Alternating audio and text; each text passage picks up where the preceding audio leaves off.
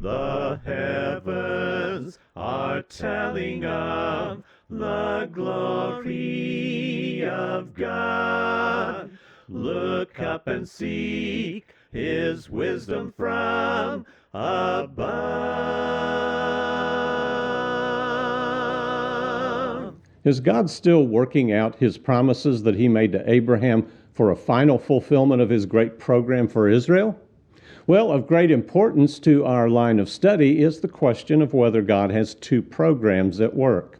One being His program for Israel, worked out through a fulfillment of His promises to Israel, and the other being the church.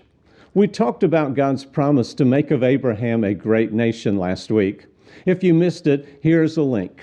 Perhaps you haven't subscribed yet, and that's why you have missed last week's. Well, please do so. It doesn't cost anything. Just subscribe, click the notifier bell, and then you will be informed whenever these videos come out. The second promise we need to consider is the land promise. This is especially important to this because rapture doctrine would demand that Israel get their land that was promised to them.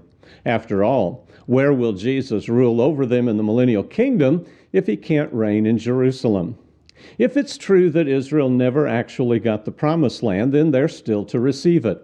So let's examine this a little more closely. God told Abraham, "To your descendants I will give this land." Did God ever give the land to Abraham's descendants? Did He give them all of the land that He promised to give to them? At the conclusion of the conquest, we read this in Joshua 21, verses 43 through 45. "So the Lord gave Israel all the land which He had sworn to give to their fathers, and they possessed it and lived in it. And the Lord gave them rest on every side according to all that He had sworn to their fathers.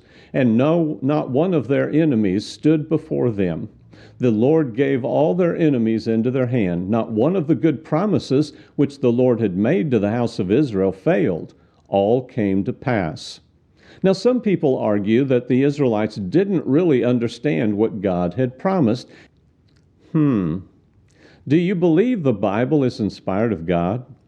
Did the writer take pen to hand under the direction of the Holy Spirit? This isn't a Bible character speaking out of turn like Job's three friends in the book of Job. This is an important observation by the author of a Bible book. If you don't believe this statement, then you may as well tear out the miracle of the prolonged day in Joshua 10. So it doesn't matter whether Israel understood, because the Holy Spirit certainly knew what had been promised. In addition, later in the book, Joshua says to Israel, "Now behold, today I am going the way of all the earth, and you know in all your hearts and in all your souls that not one word of all the good words which the Lord your God spoke concerning you has failed. All have been fulfilled for you. Not one of them has failed." That's in Joshua 23 and verse 14. What could someone argue to make their case that the land is still to be given, even though Joshua said that they had gotten it all? I'll cover one argument in the remainder of this video, and then the more common argument in next week's video. The first argument is that the prophets after Joshua held out hope of the land being possessed in the future. According to John Walvoord, these passages are an obvious rebuttal to the view that the land had already been given. He tells us that at no time was all the land actually occupied by Israel. So Joshua 21 and 23, they don't really mean what they obviously say. Why do the prophets speak of hope for possession of the land? Well, it's because Israel would be, or in some cases had already been, carried off from the land because of their sins. This is summed up well by Jeremiah when God said through him, "But I will restore their fortunes and will have mercy on them." Jeremiah 33:26.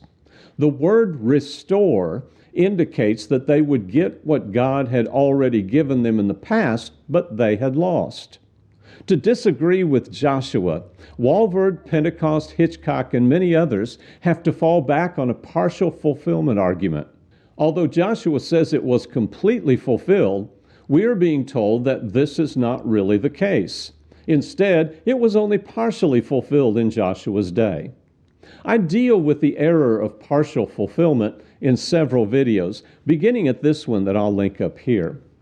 There are 5 videos, so please be patient with them and work your way through the arguments in all of them. In truth, God does not partially fulfill his promises. He either hasn't yet fulfilled a promise or he has. I hope you'll give those videos a fair hearing.